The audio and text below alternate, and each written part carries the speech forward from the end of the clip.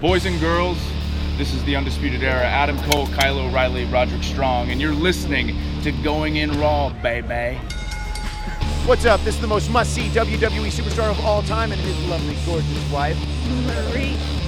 And you are going in Smackdown Live. Hi, this is Shinsuke Nakamura. Shinsuke watching Going In the Raw. Hey, friendo, Steve here. And Larson. And welcome back to Going In Raw, the only pro wrestling podcast you need to be listening to right here, youtube.com/Steven Larson, and available wherever podcasts can be found.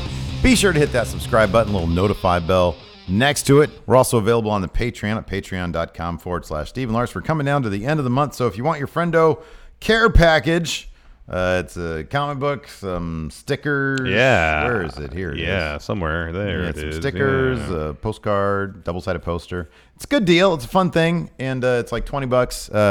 And with $20, you also get to be on our Matt Chat show, which is like my personal favorite show. Yeah, we should do that later today. We are. It's very fun. And so also, but starting at the dollar mark on Patreon, y'all get shout-outs. See if we had any new As patrons. well as ad-free episodes. Let's see here.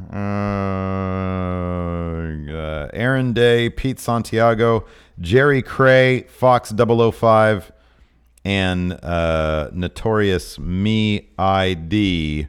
Welcome to the Patreon family. We also have YouTube channel memberships now. So with that, along with the $5 a month Patreon mark, channel memberships, just hit join. $5 a month, and you get 5 bonus episodes of Going In Raw. Every week. It's a lot of fun. It is. We've been going for about an hour already. Man. We did. So I woke up this morning. You and I both woke up to a tremendous shoot interview. That's what they call them in the business. Well, I mean, no, if you're on Talk is Jericho, you're on Talk is Jericho. Shoot interview is like something you do like in like on that goes on a YouTube channel somewhere in on the depths of YouTube. Shot like in a basement or a really cheap hotel room, something like grainy. That. It's noisy. If you do it on a program like Talk is Jericho on a podcast, I don't think it's considered a shoot interview then. It's like a media appearance. It's an actual interview. No, it's tremendous. We did an entire recap on it. That's on the channel right now. For those of you watching this live, I don't know what to tell you. I mean, watch maybe. I mean, whatever your priority is, it's out there while we're doing this. We released it and then directly went live. Yeah, I mean, we had no choice. That's our schedule. If you want to hear us talk about interesting content, Talk is Jericho, John Moxley interview talking about why W Creative is pretty much hot garbage, go do that. Yeah. If you want to hear us talk about a fun but rather uneventful episode of SmackDown Live, then stay here. Yeah, it's SmackDown for whatever reason. It's always a fun episode. Sometimes things happen. Well, I mean, one thing is they're sort of building to Super Showdown, which is a non-consequential show that we're not going to watch. That we're personally not going to watch. We'd rather do a live charity gaming stream instead. Yes. We're still doing that. And so, yeah, we're going to do WWE versus AEW. Mm-hmm. AEW wins all the matches, right? We'll see. We'll see. Maybe. No, Boy, that's a good idea. See, don't spoil creative. That's a good idea. You could have brought to me off camera. Oh, whatever. And then they run the board. Kind of half joking. Nobody's watching this anyways. Yeah, not enough happened on SmackDown to justify a high viewership on this episode. I was literally sort of struggling with the title because we do like WWE Smackdown review and results, and we need a hook, and then something that's searchable. That there just really wasn't much of a hook this episode. I mean, to their credit, the episode started out with a fantastic wrestling match. Well, actually, the episode started out with 2 video packages. Yeah, and an extended Kevin Owens promo. Yeah, then and a then wrestling match. Kofi We'd promo. have to wait an hour to get a real wrestling match. Sorry, more than an hour. Match. So it was. There was more wrestling on this episode than not wrestling. Even we do our Patreon shouts and stuff at the beginning of our stuff. So yeah, there's not a whole lot of consequence there. We'll take your questions about the Moxley thing at the end of our recap. Yeah. When we do questions. So keep them coming in if you have super chats. Bring them in. We'll get to them. We'll address them at the end of the show. Yeah. But yeah, just not like the Kofi Owens match was good. Like all the matches were good. Yeah. Just there weren't a whole lot of storylines advanced. It felt like a spinning of the wheels type episode of SmackDown Live, entertaining but largely inconsequential. Let me take a look at your notes here to see if. Maybe the greatest thing to pull out of the show is that Roman Reigns is not interested in that 24/7 title. I don't know, like. Why? I mean, they just go. Why introduce a title if people treat it like it's obviously beneath them? Yeah, I know. Like, I don't really want that. So I'm going to give it to my buddy you here. You seem like a good guy, R-Truth. You Yeah. value this title. Yeah. There you go. There you go. I'll gift it to you. I've been enjoying. Roman's like, I've really been enjoying your IG story. Yeah. Your Instagram story. While entertaining, however, there's only one title for Roman Reigns. Right. You know? And I understand, Universal or WWE title are top prizes on their respective shows. But I would think if you're a competitor, you want to win yourself some belts. Yeah. Fill out that resume. It'd be fun to have Roman have the 24/7 title. Why not? Dude, nobody's going to attack. He would single-handedly bury the entire loser locker room. I know. Well, maybe his thing is, he's seen I think he's a big R-Truth fan. He's seen the interviews where R-Truth is frazzled and says, man, I can't even sit down at the dentist's office without somebody trying to pin me. He's just trying to give Truth some peace of mind, maybe. Maybe Truth just doesn't want that type of... maybe Roman doesn't want that kind of hassle. I understand, but this is what we need after this. This is what we desperately need. We need to ride along with Roman Reigns and R-Truth. Roman Reigns is R-Truth's new riding buddy. Yeah. They're going to start traveling together. Yeah. And Roman Reigns is going to have R-Truth's back, make sure he's intact from behind. I like it. If you really want to get Roman Reigns over as a true babyface, that's how you do it. Good. That is how you do it. What the hell are your notes? Same place as always. Do I need to share them? Can you maybe either share or refresh them? I'll share. I need your notes, man. I'm fiending for your notes, man. I call him the Fiend. So yeah. But otherwise, the Kofi Owens match was good, and I kind of wonder if that's them saying no more Kofi and Kevin Owens for the time being. Seems like it was fairly definitive. Yeah, it was fairly definitive. And then otherwise, this show was dominated by everything going between Shane and Roman Reigns. That was kind of the dominant aspect of this program. The Shane segment was 10 complete minutes. It's kind of long. From beginning to end. And I think Shane's, I really like his work. I do too. But I can't help, I just look over at Drew. Oh, man, he wants to go to All Elite so bad. He's reached the point now, he's like, I'm a henchman again. Right? Like, I came here, I didn't come back to be a henchman. Right. He was NXT champion. He's like rotating henchman. Man. Just like one he just person gets passed around. It's ridiculous. That's horrible. This guy is money. Money. He is. And they just make him someone else's number 2. Yeah, man. Get out of here with that. Get out of here with that. Get out of here with that. Don't be in here with that. He looks, I'm not going to say he's checked out because I don't think he's checked out. He looks less than enthused. That being said, I do appreciate all the dirty looks he sends to Elias's way. Yeah. Like when Elias went over to pinned R-Truth after Drew hit the Claymore. Drew kind of did this. I'm the one that laid him out the Claymore. Maybe my favorite part of the entire show was Drew missing the Claymore and landing on the table. That was great. It was hilarious. That was pretty funny. I was cracking up. But no, and that was good too. I mean, it's I don't know. At some point, I really just hope that they have Drew explode in rage, with like being a henchman and everything. He should actually decimate everybody. Yeah. That's the only way this is all going to pay off or make sense. And if not, then I hope I'll be counting down the days till he's free of his contract. He can be doing something far more interesting. Imagine Drew McIntyre in New Japan. Oh, man. In All Elite. Wow. No, man, but here's the thing, though. This is the thing about Drew McIntyre. If he were to go to Vince and say, hey, man, I kind of want to be like, a top dog alpha guy. I shouldn't be like a henchman. He'd say, oh, no, this is who you are. Henchman, that is who you are. That's, by the way, that's the new line for Vince. Yeah. That's what you are. Yeah. That's what you are. You're a henchman. Let's talk about this. We talked about the Dean thing, but we'll talk about this because I think it relates to pretty much most people in the WWE locker room where Vince had a very specific idea in mind for what he wanted Dean to be. Mm-hmm. And he conflated crazy with quirky. Yeah. It's not the same thing. Dean was like there was no air of danger about Dean Ambrose, and there should have been if he's truly the lunatic fringe. I feel like Dean was like, the way he describes it, he was sort of the outlet for Vince's comedic side. Seems like it. Yeah. Oh no, this is who you are. You ride unicycles backwards. You're not an idiot. You're different. Yeah. That's, man. Anyways, we go through that extensively. Anyways, the thing to glean from that is Vince is sure of who these people are. despite their objections, despite them saying, this is Hey. what's going to work. Cerberus brings this up. Did you mark out big time for the MJF sign? Yeah, that was cool. It was so big and huge. And how did they even get that in? They folded it up. Yeah, like under the shirt. Like, how would you? Yeah. Well, I mean, they just folded it up. I don't think security guards wouldn't know what MJF is. No, I'm sure someone at Gorilla saw it because this giant sign that said "You're not MJF" pointing directly towards the hard I cam. swear it felt like they were more focused. Like the camera was literally focused on. Like it felt like they were like going to zoom in on it. I know, which they should have because it would have brought something to the show. Yeah. MJF is the absolute best.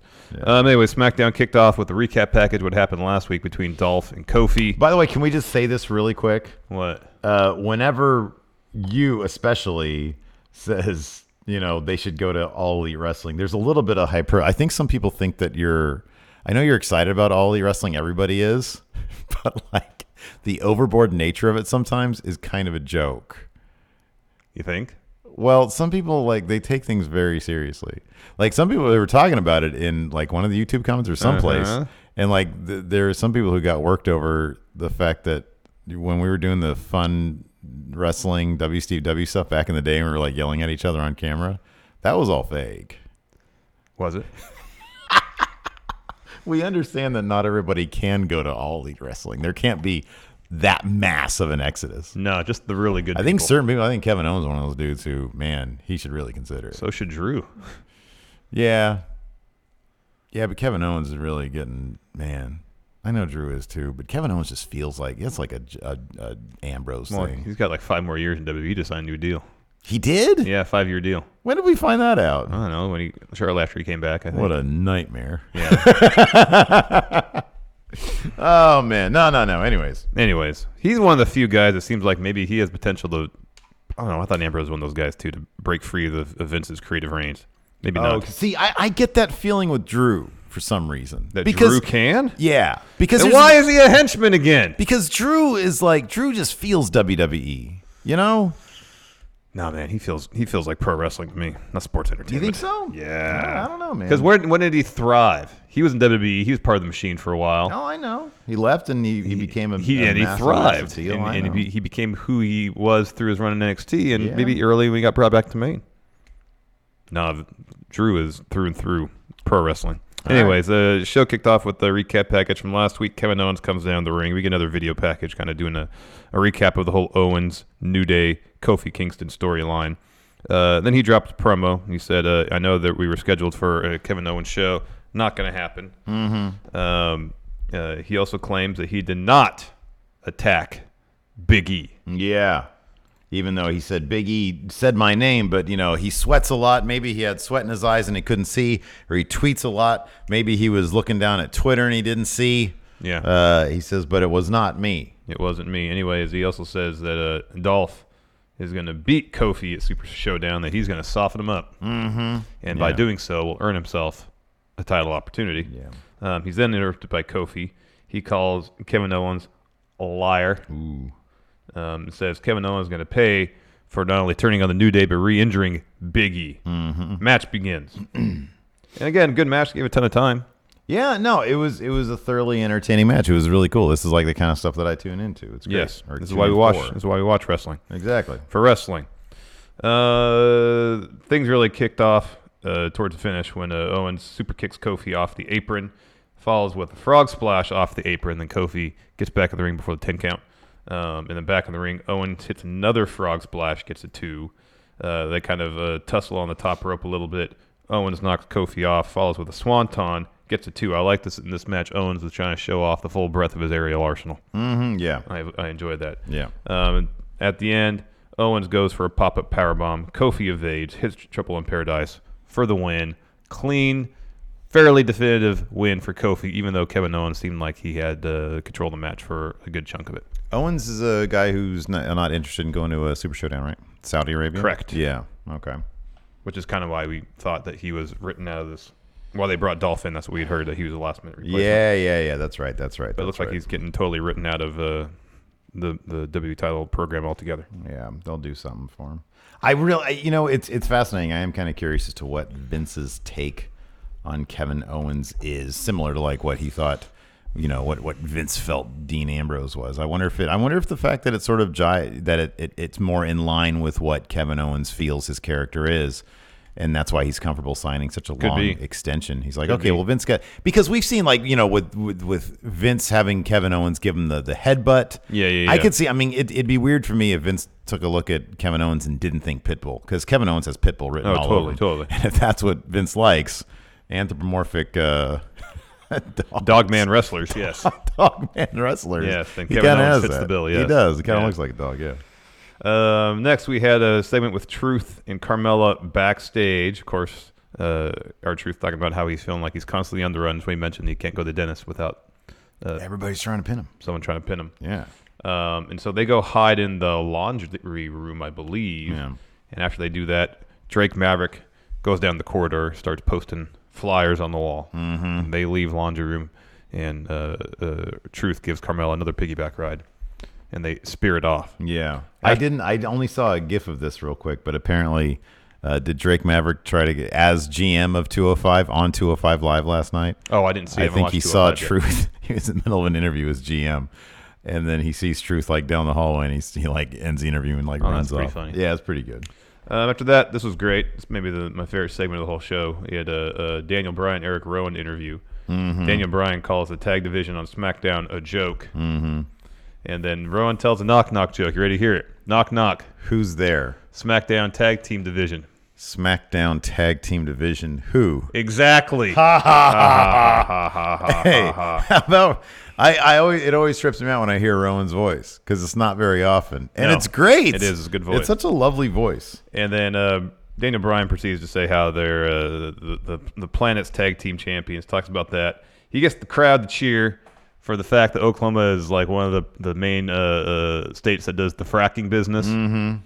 And then because of that, there's a lot of earthquakes in the state. Yeah. And there's a part of the crowd that cheered that. Mm-hmm. That's the brilliance of Daniel Bryan. Mm-hmm. You got Fresno to cheer for the fact that they pollute the air, and you got Tulsa, Oklahoma to cheer for fracking and earthquakes. Yeah. That's his genius. Anyways, heavy machinery comes down. They seem to think they're entitled to a tag team match. Yeah. And then Daniel Bryan says, "I will give it to you." Otis started doing some weird hip thrusting movements. He does all sorts of weird gyrations. It is. Yeah, he's a unique individual. It is pretty fun to watch him do weird stuff like that. I know. I get it. It probably makes Vince double over. Oh, man. He's probably tickled endlessly. Tucky! Call him Tucky again, yeah. And then Daniel Bryan says, "I will give you a match, but not today." Yeah. And then they walk out. So, heavy machinery. Yeah. Next, we see Sonya Deville and Mandy Rose backstage. I really love their chemistry. Yeah, they're really good. Sonya seems like such a wonderful friend. I know. She's very supportive. I know. There's something there is an air of confidence about Sonya. Yeah, I know. That makes it work and doesn't make her come off like she's just she's bowing to her friend or whatever. Exactly. She's just being very supportive. It is. It's great. So they're handing out. Mandy has made the cover of her magazine, Muscle and Fitness Hers magazine. Okay. Yeah. And so they hand the copy to the Iconics. Yeah. And to a couple stagehands backstage. And then they come across Ember Moon. She's wearing her civilian clothes and reading Dr. Jekyll and Mr. Hyde. Mm-hmm. Someone's been paying attention to the show for the longest time. I said she needs some sort of gimmick like that, where she's really mild mannered outside. Yeah. And then when inside the ring, she's different. Yeah. Yeah, she's different. So maybe someone's actually pay attention to that. Well, I hope so. We do nothing but endlessly praise her because she's amazing. Fantastic. She is amazing. It's funny, man. I try so hard not to because even now, I'm looking at the Twitter in response to our video. Yeah. And it's people are saying, "Oh, I wish you wouldn't bash WWE." I'll read this name off right here. Mike Albanese. I used to listen to you guys every day, but the never-ending bashing of WWE is getting old. It's not just you, but it's just exhausting. I get it. I totally understand. Yeah. I don't blame you. I do not blame you. No, I don't. But there's a reality of a situation here. And I really wish that it hadn't come to a point where watching a lot of WWE's programming, watching Raw primarily, is many weeks a chore. I don't want it to be that way. Yeah. I want to be able to sit down in front of my television every Monday night for 3 hours and be entertained for majority of that. And far too often that just doesn't happen. And I can't just sit here and say, "Wow, Raw was great. It was wildly entertaining. when X ridiculous thing happened. I can't do that. I still, and here's the thing, man. I get it, but I still honestly believe that you and I do try to make the product, what's in front of us, as entertaining when we recap it as possible. Totally. I get a kick out of coming in here because I know that I'm going to laugh hard at least a couple times a day, regardless of what we're doing. And that's what we're trying to translate to the audience is that, look, man, I get it. You want to defend WWE. That's fine. I understand it. That's cool. But some things aren't, you can't defend some of these things. Mm-hmm. I'll give you a perfect example. We're talking about it right now. Ember Moon's sitting there on a case. A road case, yeah. A road case, reading a book, not wearing her wrestling gear. If that's not an illustration. Meanwhile, Raw competitor Lacey Evans, who had like a cup of coffee. I mean, I know she's been like, she was on Breaking Ground doing the promo thing. Yeah. She was next to you a little bit, yeah. But it's like, we've seen what Ember Moon can do in the ring, and time after time, it's nothing less than spectacular. She has wonderful packaging with her character. Mm-hmm. Why aren't they using that as like somebody who had a successful stint in NXT? I know. Why aren't they going with that as opposed to Lacey Evans, who, they had that ridiculous Abe Simpson thing going? It's just, when this stuff comes out about the mindset of the guy running all this stuff, what, you think it's not exhausting for us to have to like figure out how to approach this stuff and not just be thoroughly depressing everybody? Yeah. I mean, it's not easy, But I think I said this several times, and people have asked us how we avoid getting burned out watching all this wrestling content, and if we have an opportunity to sit here and talk about it and laugh at the ridiculous stuff, I don't know if it'd be way harder to do it. Like, we can sit here and laugh at how ridiculous it is that some of these people aren't being used. Yep. Because it is. It's a weird look, man. Wrestling is really weird right now.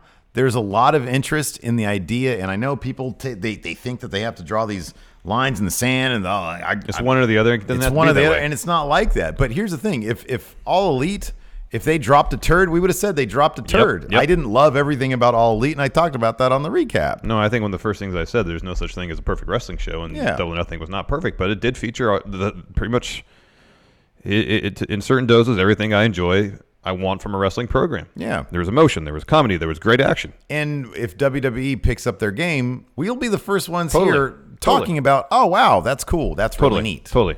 Like, we get no joy from speaking ill of the product at all. Unless we can, like, get a really good laugh at it, Yeah. Yeah. I mean, we'll get joy out of laughing at the ridiculousness of it, but sitting here and spending an hour talking trash about any wrestling product is not fun. No, it's not. It's not. No, I don't want to hurt anybody's feelings over here. No, totally.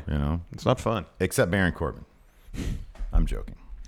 Hey. So anyways, they try to give Ember a copy of the magazine. She seems resistant, and then Sony just dumps a whole bunch of them on her. Mm-hmm. So I guess we're getting a Mandy Ember Moon program, maybe.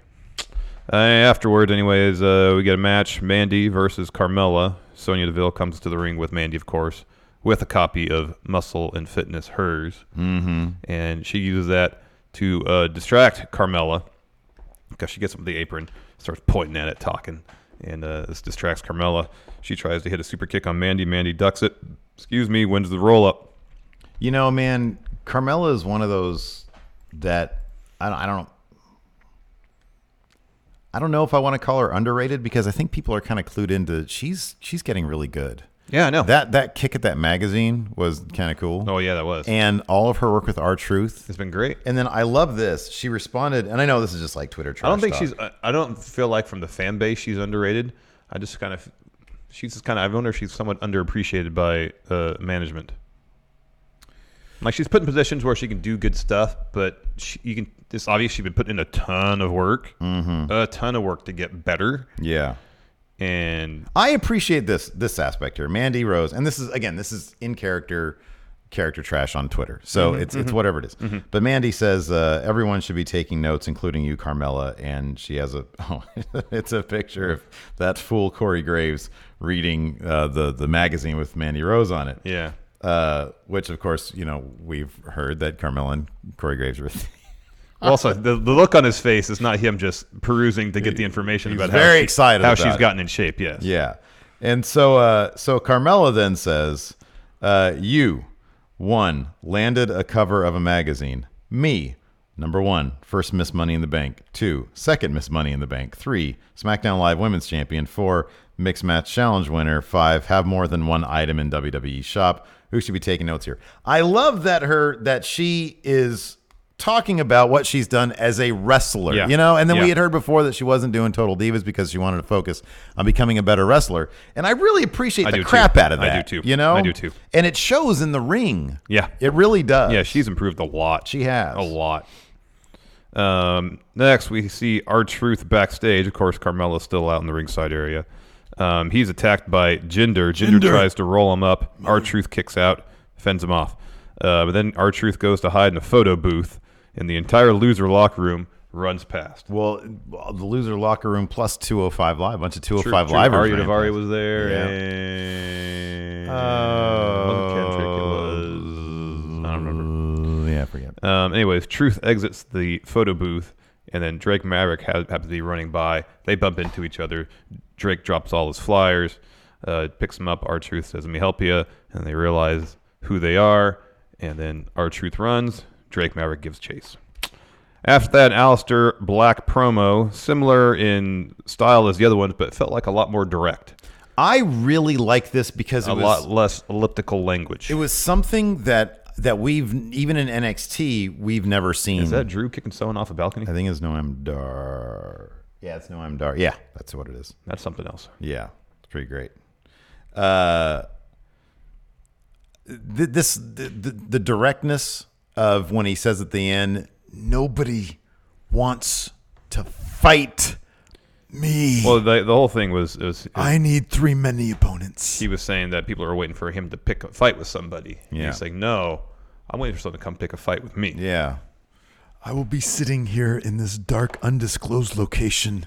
And he said, but the conundrum is... Yeah, you're busting out an Aleister impression. Good. I'm waiting for someone to pick a fight with me. Then he brings up a rocket pop. A rocket pop or an orange sickle.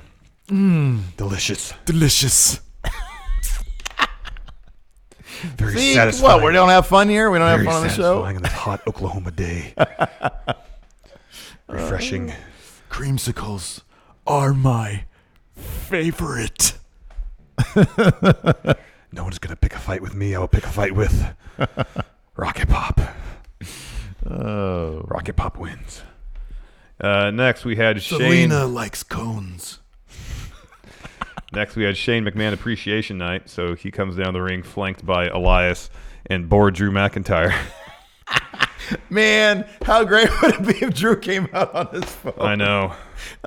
At least give us that. I know. Let the man check his Twitter. So Shane drops a promo saying how humble he is. He's not deserving of such an honor. He doesn't want that level of attention. He's just a guy. He throws to a video, which is a career retrospective showing off how great he is then. Yeah, it's set to a cool song. Yeah, and he says he wants to thank the production team, especially, first and foremost, Kevin Dunn. And like a handful of people recognize the name and kind of boo, I guess. And he says there's no reason to boo Kevin Dunn. There's no reason, which feels like what's the phrase? A backhanded compliment? Right, exactly. And then he starts talking about, again, how Roman put his hands on Vince. Mm-hmm. That you don't do that. It's disrespectful. In that Super Showdown, he is going to beat some respect into Roman Reigns. Yeah. And then Elias interjects, talking about how great Shane is, and says, I'm going to sing a song about you, Shane. Here's my ode. He starts.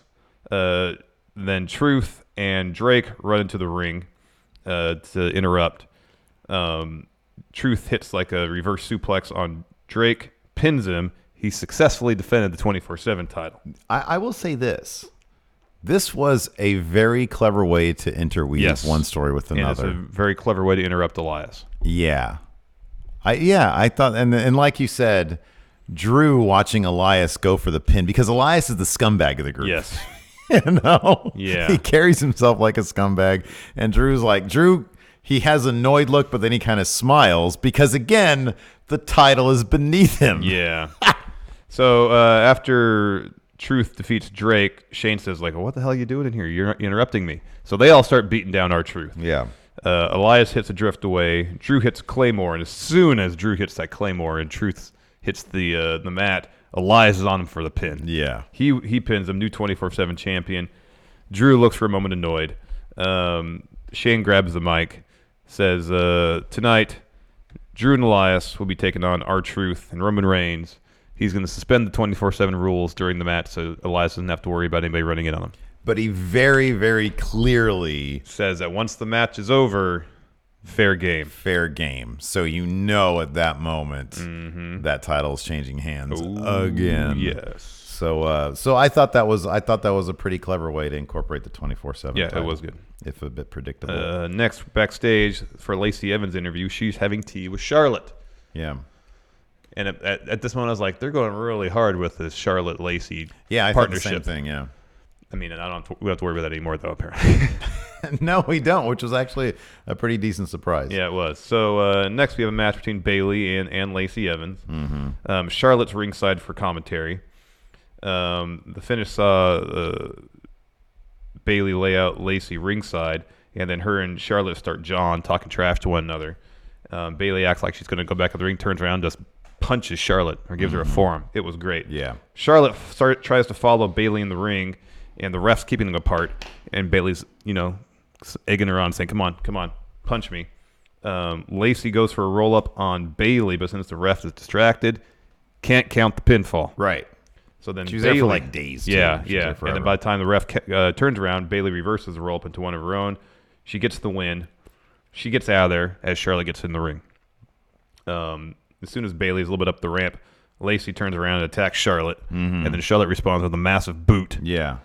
And then refs come in there and keep them separated. Yeah, that was a cool little moment. Yeah, I appreciated that. And I understand it was like Lacey saying, "Hey, you cost me this win." All right, what the heck? Yeah, get out of here. I'm gonna punch you. We'll have tea together, but man, yeah, stay out of my matches. Trying to get this W. Stay out of my matches. No, I went to Undertaker. By the way, we failed to mention. Didn't we fail to mention that Undertaker's going to be? Oh yeah, they announced Undertaker's going to be on Raw. Maybe like subliminally, this is when they announced it. So Monday, because we're going to be doing a Raw preview, and then Tuesday we're going to be recapping Raw. I'm going to have a brand new promo code for. Oh, there you go. Friendomarket.com. Is it Taker? Well, not now. Oh, okay. How do you spell Stygian? Stygion. Stygian. Stygian. Stygian. A-N. Okay. Yeah, I don't think it's going to because people are not going to get that. No. I'll do something else. But we got to get rid of some Undertaker shirts. Powers of Darkness, one word. Yeah, man. Yeah. After that match, we had a new but still extended Randall Orton and Triple H video package. This was like 3.5 minutes, I think. Yeah, it was like super on Hulu. long. I'll say this about Hulu. The Fire Stick app is terrible. Yeah. The mobile app is really good. Yeah. Like when you scrub, I'm a big fan of scrubbing to a very specific spot. I'll be sitting there on Hulu, and it's very intuitive. It's very responsive. That's good. And then you go to try to scrub on scrubbing on the Fire Stick. Period is not good. It's not. It's not good at all. I mean, that's what you get when you only pay $40 or something. Yeah, there's some features that aren't up to par. The Hulu app in general is terrible. Like really? they don't have it's irritating. You know how like when on Netflix you can go from like continue watching, you click on the thing, and then you still have the drop down option to look at other episodes. It doesn't do that for Hulu. It just takes you straight to the episode, and then you can't it's annoying. It's annoying. After that, we had a pretty good Andrade interview. I like this a lot. So they showed a Finn interview from, I guess, right after Money in the Bank, where he said, based on all the damage he took, he can't compete, he won't be around. And he described not only the powerbomb into the ladder, the suplex on the ladder, the chokeslam on the ladder. And Andrade says, "Oh, Finn, don't you forget. Yeah. It was me who powerbombed you on the ladder." That. And he was super intense, like leaning into the camera. That was really good. Oh, Andrade, he's the best, man. He's the best. He is really good. And in the end, it will be Andrade. Yeah, it was good. Unfortunately, he's facing Demon Balor at Super Showdown. He's got no chance. Yeah, that's I really wish they'd not on the cards. Like retain some semblance of drama for this match. It's like their first one-on-one title match. Okay, let me ask you this then. I understand probably to a certain extent it was out of their hands. I'm sure the Demon was probably requested. Yeah. With the Demon, okay. So when Finn had the match with Brock, Yeah. if they had announced that as the Demon, there would have been it would probably have been like 80%. Oh wow, the Demon's going to take his first loss. Yeah. But there would have been 20%. They might not job out the Demon. Totally. Right? Yeah. With a match like this, what's the line of the delineation there? Who's the person that sort of is a 50-50? It's like, wait, Demon might actually, because there's got to be some gray area there, right? Roman? Yeah, probably Roman. If it was Roman versus Demon, it'd be like, that could be either way. People would be kind of upset about that. Yeah, I don't know. I just assume until Daniel Bryan might be a 50-50. If Daniel Bryan was champion, it might be a 50-50. Maybe. Yeah. I only kind of feel like they're busting out the Demon when it's a sure thing. Yeah, I think you're right. They are, because they don't want to mess with that right now for like a couple of years probably. Mm-hmm. When he's in a That's the new streak. I think it is. Yeah. So whoever, but then he needs to have a significant like world title run for that to really mean anything. Yeah. Or mean anything. Main event. That's actually a good point. Undertaker versus Demon. Demon would certainly win at this point. Yeah, right? I think so. Yeah, they would have to. Roman and R-Truth taking on Elias and Drew. Fun enough match. Roman comes down first, then Drew kind of hobbles down. He's laid out by Elias and Drew on the ramp before he makes it to the ring. And so for the first chunk of it, it's essentially a handicap match. Roman taking on Elias and Drew McIntyre. Eventually, though, Truth does make his way back to the apron for a hot tag from Roman. And then towards the end, stuff just kind of completely breaks down. Mm-hmm. You mentioned the bit where Drew whiffs on a Claymore. So Shane and Roman were kind of going at it, jockeying position. Roman's trying to hit him. He senses that Drew's coming, gets out of the way. Drew misses Claymore, lands on the announce table. It was a fun spot. It was well shot too. It's a very athletic feat for a man that size to like fly through the air like backwards and upside down Superman style. You know Yeah. Boom. Feet first, yeah, on his feet back. first yeah. and land on your back and get 4 feet in the air. My goodness. Yeah, man. And then back in the ring, Roman pins Elias after a spear, and then Roman gets an idea, looks over to R-Truth, hits another spear on Elias. Truth crawls over to Elias, pins him because there's a ref right there. Match is over. Truth wins the 24/7 title back. Yeah, I did like the little bit of character, the hamster wheel spin in there. Yeah. For Roman Reigns when he's like looking at Truth, looking at the ref, looking at Elias. He looks at the ref and he says, "Are we good now? Can we do this? Yes. We're good." Yes. And the ref's like, "Yeah, go ahead." And he wins the match for R-Truth. Oh man. Yeah. Let's get some questions. Jay Sean Lawrence, any chance we get a count out of Dean Ambrose's best and worst matches? I can only really think of like 3 matches, maybe 4 that would qualify as best offhand without doing a ton of research. Yeah. His match against Triple H, his TLC match against Styles. I've never been big on his 6-man tag against the Wyatt family. I mean, after Chamber. the podcast, I'm very much looking forward to seeing what he can give with what he can do with like a big budget and so I'm very much looking forward to it. I've never been big on his WWE time. Like there's been little flashes here and there of like, oh man, this guy could be cool. This guy could be good. There's been good matches, but there's been nothing that's been like so stand out that I'd want to research it and come up with 10. Yeah. Nick C, Roman and R-Truth, modern day Hogan beefcake, yes or no? I mean, I would love no, because like Beefcake never really talked or anything. By the way, like he's like a sweet guy. Yeah, we were behind him at the convention at Starrcast. Yeah, and he's a really nice guy. Yeah, he's seriously he's like in the body of like a big jack dude. Yeah, he's tall. He's really tall, but like so we had our banners behind us, and I was kind of worried. I was like, well, I knew Beefcake because all the tables had writing on it. I knew Beefcake was there in Hammer Valentine. Greg the Hammer Valentine, who seemed really pleasant. He was just very quiet. He's a very quiet guy. And when they got there, I went and I was like, "Hey, Brutus the Barber Beefcake, if this is going to be a problem, let us know. We'll take it down. It's not a big deal."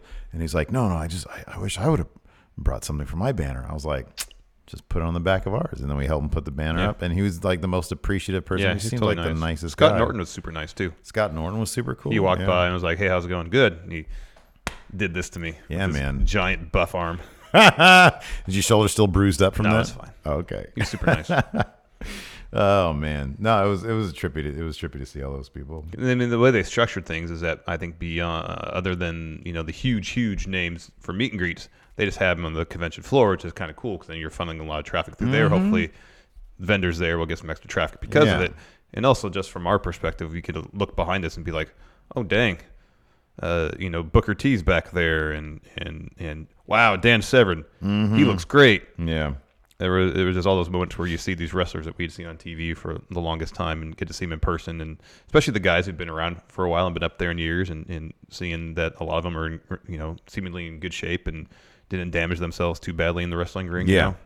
I like seeing that. Yeah, I know, me too. DiBiase was behind us. He looked like he was in pretty good shape. It's like, Stan Hansen. Yeah, he looked the same. He looked like, it's odd because if you look back at Stan Hansen's career, if you look back at clips and matches and stuff, it's like this guy obviously was not doing any steroids. No. Or if he did, it was for reasons other than looking like a buff dude. Yeah, because he just looked like a dude. And because of it, holy crap, he looks great. Yeah, he looks like amazing. I'd want to look like when I Dan turned. Severn looked amazing. He looked the exact same. Oh no, Dan Severn looked amazing. Yeah. He looked fantastic, and he was so engaged with Yeah, people. he was having conversations with people during his meet and greet, like leaning in. Yeah, you could just see he's Body like language super was engaged totally, and talking and everything. Same with Tom Lawler was there on the last day, and he was really engaged in every conversation he was having. That's always great to see. X-Pac was there forever. He was there all 3 days. He was there for days. And yeah. Killer Cross and Scarlett Bordeaux were there for. They were there for a while. The first 2 days, a lot of it. The Smoke Show was present for a while. So they were really putting in the work to try to make connections with their fans, which is good to see. Alex C says, which Drew is better, Henchman Drew or the Drew who Sparta kicked Noam Dar off a balcony? Exactly. I'll take the latter. Kaveen Dang just says, hi, hello. Hello. Snake Sosa, you guys in this Discord community is what keeps me watching. Otherwise, I would have stopped after Mania. Shout out to Discord. We're almost at 1,000 people on our Discord. You can get access to it for $1 single on the Patreon, and then you never have to pledge again after that, and you'd still be in Discord. Yep. Pete Santiago, you think Sammy and Kevin Owens will try to get fired and go to All Elite? Owens, no. Sammy, I don't think so either. Although, who knows? We still haven't gotten a clear answer whether that. Although I think Pro Wrestling Sheet, they tried their best to say definitively that the AEW mentioned in the electric chair segment was scripted. It had to. Yeah, I would think it would. I mean, I know people are pointing out that they bleeped it on YouTube, but that just sounds like they're just realizing that there's a conversation that's being had about it. You drum up more interest if you censor it after the fact. Exactly. Mose King, thank you. Tommy Cat, he says, viewers, support these guys. We need to get these dudes to All Out. The Cat will be there. I wish for All Elite Wrestling to come here to Philly. We are elite. We should hit up All Elite somehow and try to get media passes. There we go. That's what I want to do. Tommy Cat. I want to be in that scrum. I know. Be there that look great. Hello, Tony Khan. Can you answer this question for me? Larson, what's the question? Healthcare, yay or nay? Tommy Cat, there's more negativity attached to WWE in Saudi Arabia than any Going in Raw show I've ever listened to. Going in Raw is the only outlet keeping me interested. Thank you, Tommy Cat. Let's see here. Jimmy Thomas, how perfect would it be? Oh, that would be all the perfect. If it was Muddy Burfy or Aleister Black who attacked Big E. I'm not huge on it being Aleister Black. Being Muddy Burfy would be great. Buddy Murphy would be great, yes. Dom L says, rest in peace, sassy Southern Queens. Because on commentary, Charlotte even referenced what if because they were saying that Bayley was the only Grand Slam champion, and Charlotte's like, whoa, I won all the same titles. And then they said, well, not the tag team championships. Well, she says, it's only because I'm not in a tag team. Maybe if I start one with Lacey Evans. Mm-hmm. I don't know if they refer to them as sassy Southern Queens, but if not, Dom L just named them. Michael Forbes, will Jericho make the Hall of Fame? Not anytime soon. Not anytime soon, man. I think it'll definitely happen, but man, it's going to be a while. It's going to be a while. I mean, I don't know how much longer Jericho wants to wrestle, but my God, he is 49. He does not seem to want to stop anytime soon. Mm-hmm. He seems like he's having an absolute Yep. Yeah, he's having a blast. And even after that, I don't. Yeah, it's going to be a while. I keep on forgetting just how young Ambrose is. Yeah, I think he said he was 30. He's like 33. Yeah, I think he's in his early 30s. That's ridiculously young. Jonathan Williams, Stephen Larson's 3 Many Ice Cream Bars coming soon. That's some merchandising we need to look into. A lot of people are ice cream bars. Yeah, that'd be great. A lot of people are asking for a 3 Many shirt, so we got to start. We have to start. It's got to be the ice cream truck. I think that's the way to go. The ice cream. That's Sanders' idea. It's a great idea. It's a good idea. Wayne-maker, how many zeros would a check have to get Steven Larson to write for WWE and shut down Going in Raw? I wouldn't do it. I would not do it. No, none. I would not do it. No way. Realistically, I mean, I couldn't say realistically it'd be. I'll put it this way: it would be a number they would never ever pay. That's the thing. It would be a number they would never ever pay. Here's the thing, though. There's one time in my career where I did that. I named the number where I thought there's no way they would say yes to that, and they said yes to it. Yeah, but that's a bit. It's a different situation. It's not the same at all. I'm just saying. You're either talking about. If you're confused about what it is, we'll talk about it after the show. I'm pretty sure I know what you're talking about. But then the same thing also happened right after we got laid off when we did the podcast. Like, we didn't think they were going to say yes to that. The company's gone. What the heck? The company's gone. What does it matter anymore? Leave some air of mystery in the stories I tell. Is that the moment you're talking about? Yeah. Oh, man. Yeah, I was shocked. Yeah. I was shocked. Yeah. But even that being said, like I would, just dude, could you imagine like all the things you could do with all that money? Yeah, but if it's taking years off my life, literally due to the stress and lack of sleep, not worth it. Not worth it for me. The question is, would I leave you in the dust if they asked me? Yeah, you totally would. To do that. Totally would. 18 Wheels, Gaming and React, Power Rank 5 AEW versus WWE matches you would like to see. Tune in June 7th and you'll see all those. Lacey would beat the crap out of me if I said no to like $1 million. All right, well. Do you want me to get physically attacked? That's between you and your wife. It has nothing to do with me. Well, I see how it is now. You got my back, huh? Nothing to do with me. I'm not getting involved in all that. You got to say, my name's Bennett and I ain't in it. All right, there. What's that? AEW? Yeah, check it out. When are we doing June that? 7th. June 7th. Buster Wolf 2012. Love the show, guys. Awesome Alistair impressions. Thank you. Thank you very much. Let's see here. I'm on the Patreon now. Oh, yeah, I got to do the hashtag forced. I messed up one time and said forced, and so it's stuck, huh? Now it's forced. Let's see here. Pete Santiago. Do you think R-Truth is going to hot potato the 24/7 title with different people? Maybe. Boy, they really like him. He might be what Raven was to the hardcore title. Yeah, I think you're probably right. Black Mega Man. Lacey got pretty buried. Is she going to All Elite Wrestling? Don't think so. No. Gary MacArthur. Why in kayfabe would anyone want the 24/7 belt? Because there's no reward other than constantly being chased. And how long will it be before Carmella betrays Truth to get the 24/7 title? That would be awesome if they sort of for a bit made the 24/7 title kind of like a mid-level women's title. Mm-hmm. Carmella betrays him for it, and then the women come after her. Mm-hmm. That'd be great. In kayfabe, though, why would anybody want it? No, I wouldn't want given that. how much of a hassle it is. It's like for you, that's like the WWE writer's contract. Yeah, it just seems like more trouble than it's worth. It want nothing to do with it. I don't care what other rewards might be attached with it. Want nothing to do with it. Yeah. Just knowing me, for the sake of my sanity and my mental well-being, my mental health, I should be nowhere near the writer's room of any WWE product as long as Vince McMahon is there. Yeah. Every man has his price. It'd be a miserable experience, but I love money.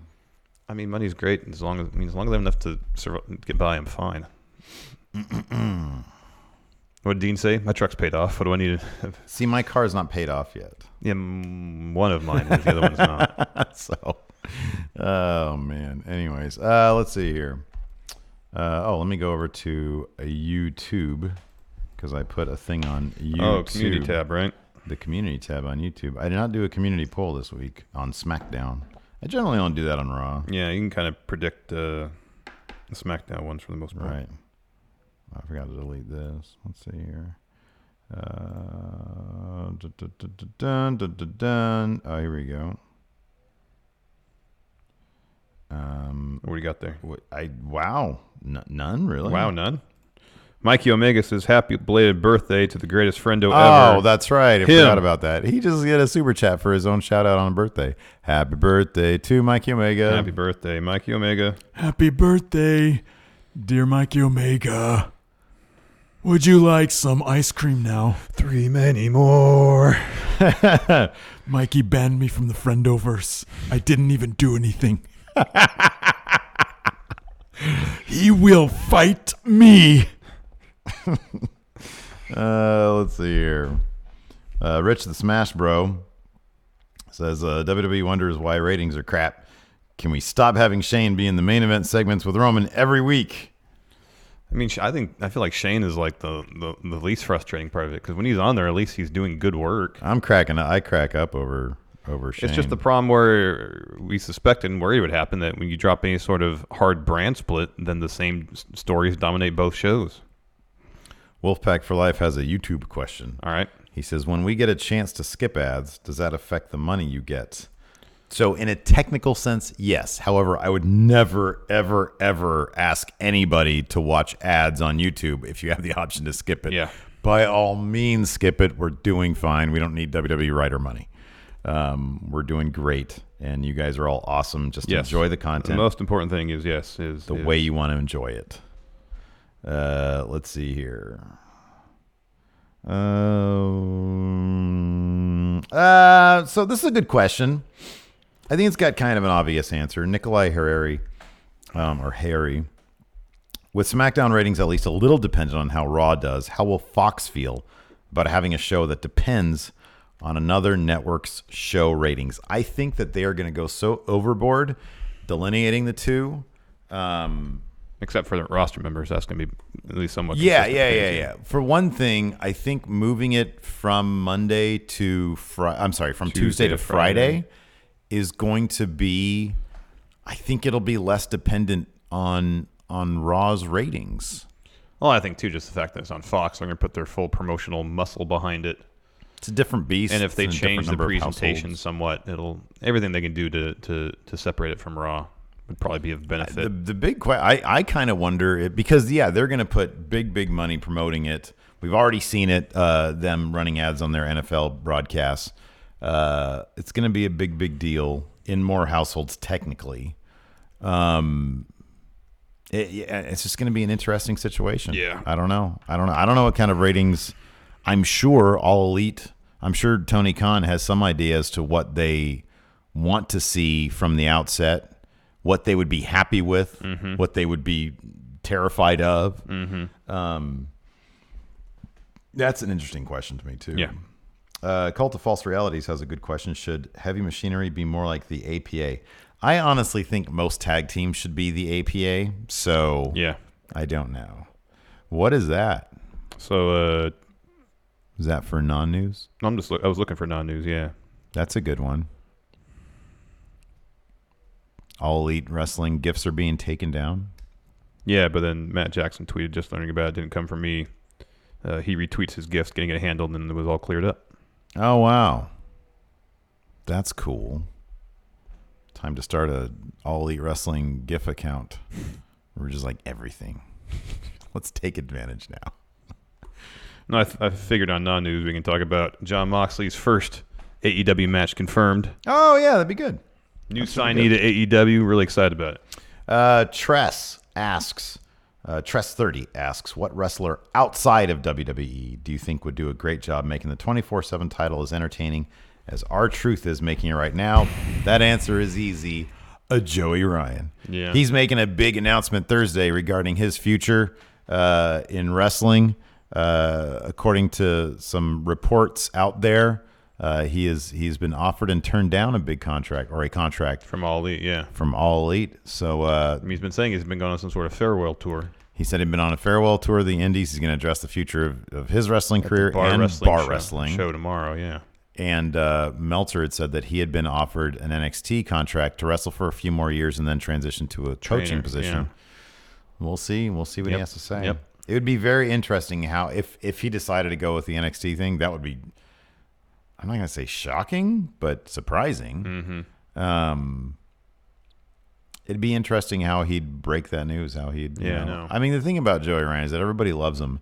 And if he made that kind of decision for himself, nobody would crap on that. Hold it against him. No, absolutely he's put in so much work and sweat and blood. And he's got so much equity with the fans in terms of everything he's done for independent wrestling. I don't think anybody would hold it against him, No. No. One last question here. Alex Foster. We don't have the ratings yet for Monday Night Raw. That I've noticed, no. Okay. Alex Foster, what disguises would you guys pull off if you were 24/7 champion? I would be Exhibitionist Dracula. There you go. Because while they're looking at my junk, they won't be looking at my dumb face. They won't know that it's me. I would say, would you like to see my unders? Oh, dear. Distraction. And they wouldn't know. They're like, hey, what's that title right there? Do not look at my title. Only look at my hug. What disguise would you use? Or I'd be the targeted. You could be the Walmarter again. No, I dress like as like cosplay as other WWE legends. And so like people would run up to me and it's like, oh my gosh, Macho Man, what are you doing here? Yeah. Oh, yeah. And then they're like, I'm not going to take on Macho Man to get 24/7 title, so I'd keep it that way. Well, I'm not going to take on Ghost of Macho Man. Exactly. That's terrifying. Yeah, exactly. That's what it'd be. Yeah. Exhibitionist Dracula, that's where it's at for me. Oh. They're like, you can't be Steve. You have very sharp teeth. Yes, I do. You can't be a Ghost of Macho Man. I'm a Spectre. I can't pin a ghost. Nope. All right. So, yeah, we've got an overrun coming up, bonus episode for $5 a month and up patrons, plus YouTube channel members. We'll be doing chat trivia today. Yeah. Larson's going to draw one of you bonus episode friendos. It depends on who they want to draw. It's not up to me. I'm going to make the pitch once again for it to be Larson. I'm not going to pitch too hard, though. It's going to be a soft sell. Because that's usually the way to go. I can usually talk my way into that. We'll see about that. Yeah. Oh, yeah, it'd be Steve Thunder. There you go. Anyways. Thanks, everybody. Appreciate it. Is that it? That's it. All right, nothing else. Talk to you guys later. Goodbye. Be a part of Going In Raw today at patreon.com/Steven Larson. Starting at $1 a month, you can enjoy Going In Raw ad-free, gain access to the daily 30-minute Going In Raw post show, exclusive merchandise, and so much more. Support Going In Raw today. Click the link in the description.